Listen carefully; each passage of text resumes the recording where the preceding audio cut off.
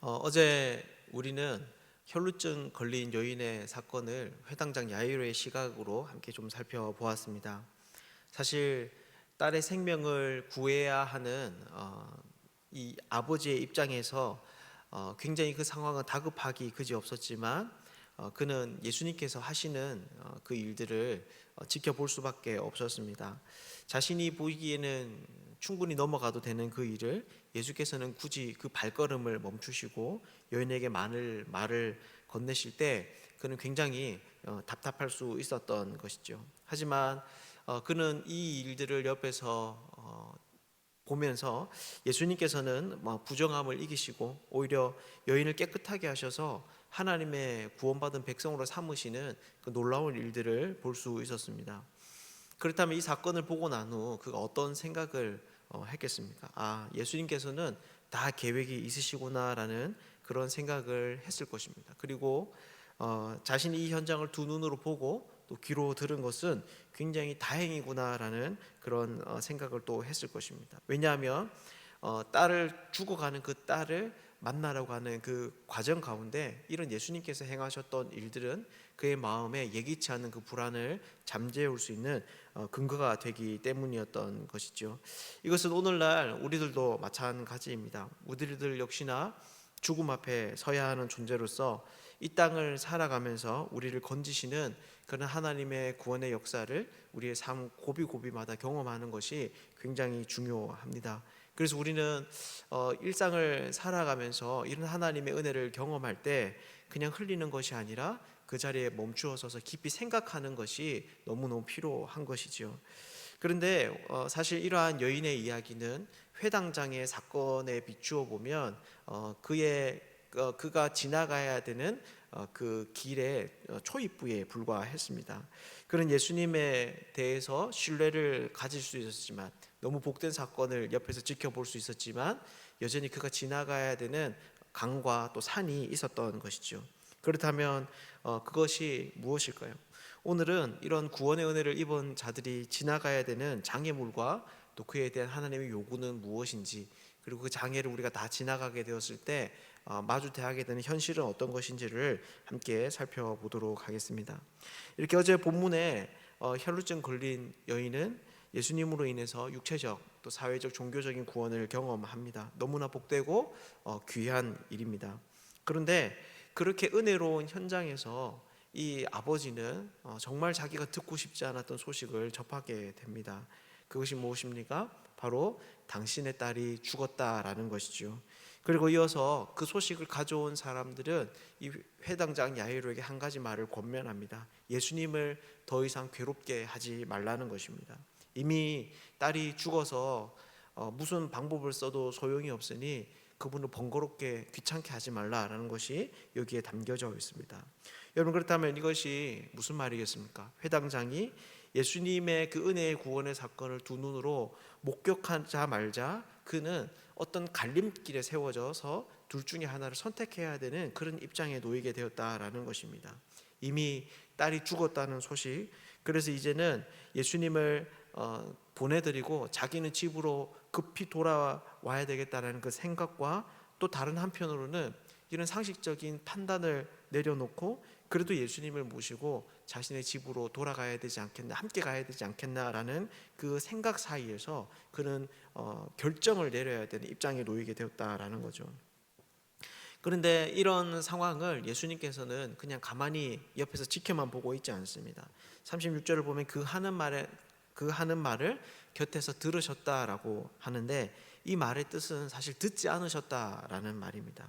즉 예수님께서는 이 회당장 야이로의 딸이 죽었다고 하는 그 소식이 가져오는 절망감, 그래서 이제는 예수님을 모시고 가는 것이 그분을 번거롭게 해드리는 일이다라는 그 말을 예수님께서는 받아들이시지 않은 것이죠. 그리고 뭐라고 하십니까? 두려워하지 말고 믿기만 하라라고 말씀하십니다.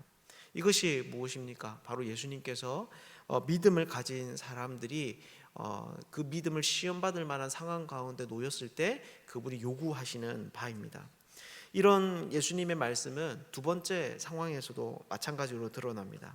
이런 예수님의 말씀으로 회당장은 그분과 함께 자기의 집으로 돌아오게 됩니다. 그러자 예수님께서는 베드로와 야고보, 또 야고보의 형제 요한만을 데리고 그의 집 안으로 들어갑니다. 여러분, 왜 이 세 명만 데리고 들어가시는 걸까요? 여기 대해서 여러 가지 해석을 할 수 있지만, 아마 이런 상황에서 초상집에 자기를 따르는 수많은 사람들을 함께 데리고 들어간다라고 하는 것은 아마 신뢰가 될 수 있었을 것이기 때문입니다.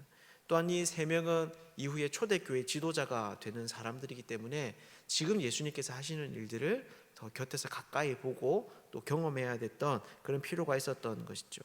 아무튼 예수님께서는 회당장과 함께 그의 집으로 돌아오시는데, 그때 또 두 번째 난관을 맞이하게 됩니다. 무엇입니까? 38절을 보면 사람들이 떠들며 울며 통곡하고 있었던 것입니다. 이것은 그 당시 문화상 장례를 치를 때 필요했던 피리 부는 사람들과 또 애국하는 사람들이었을 것입니다. 회당장 야이로가 그 지역에서 덕망이 있고 또 영향력 있는 사람을 기억할 때 그 규모가 작지 않았을 것 같은데요. 그렇기에 이러한 지금 상황은 그에게 자신의 아이가 죽었다라고 하는 것을 확증해 주는 그런 장면입니다.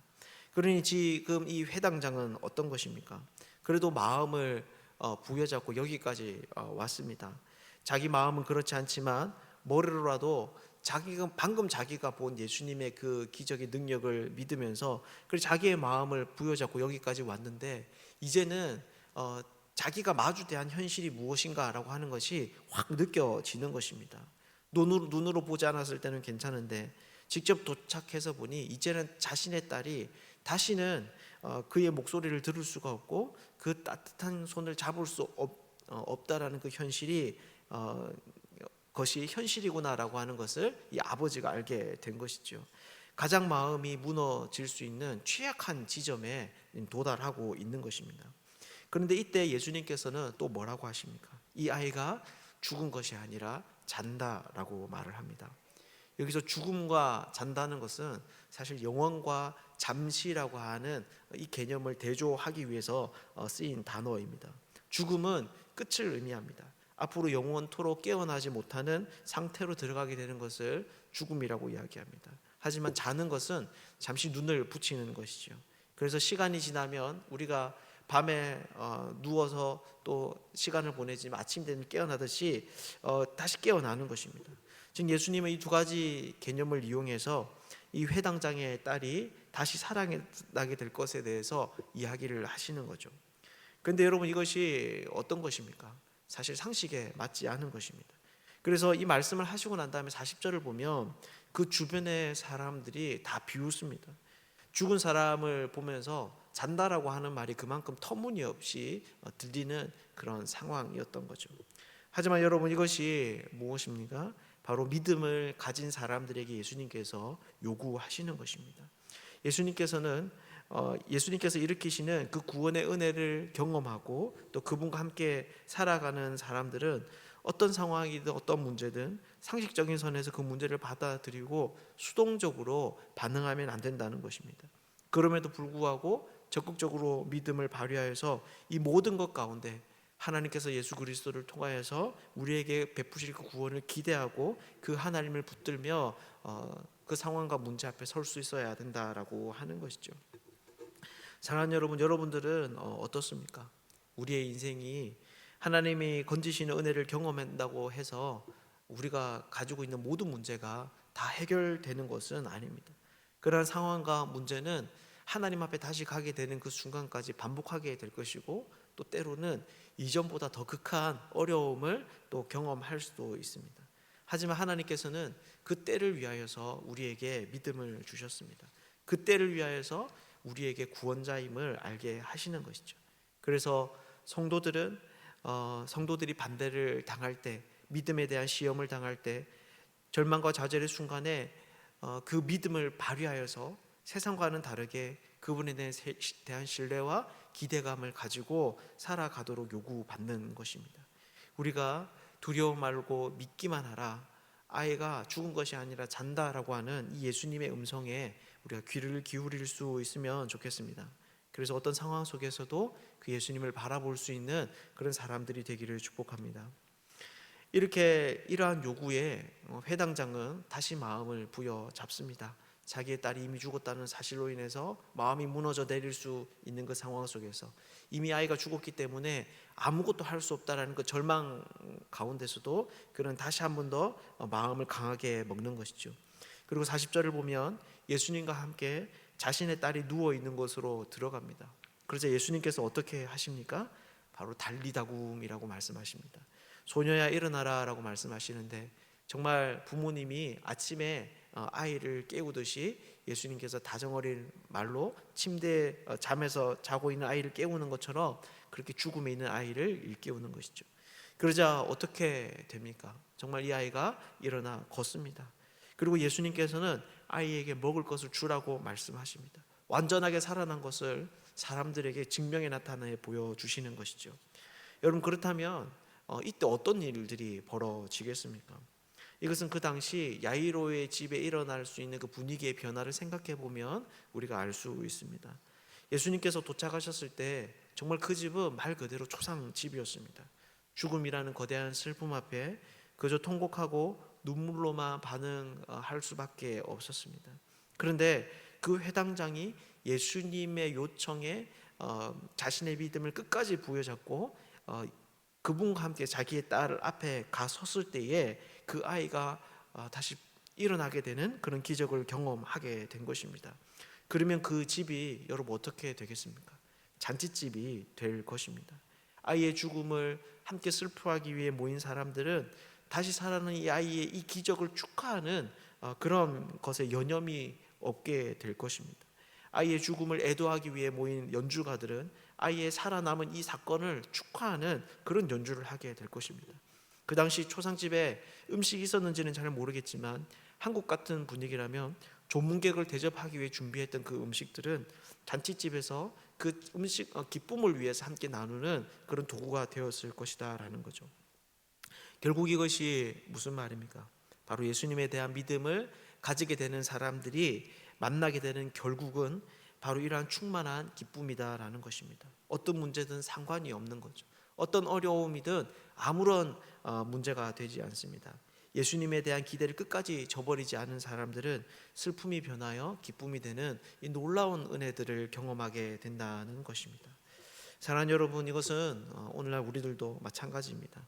우리의 인생의 삶 가운데 절망과 낙심의 소리가 들리는 순간이 분명히 있겠지만 두려워하고 하지 말고 믿기만 하라라는 이 예수님의 음성을 우리가 끝까지 붙잡고 믿음의 길을 경주할 수 있으면 좋겠습니다.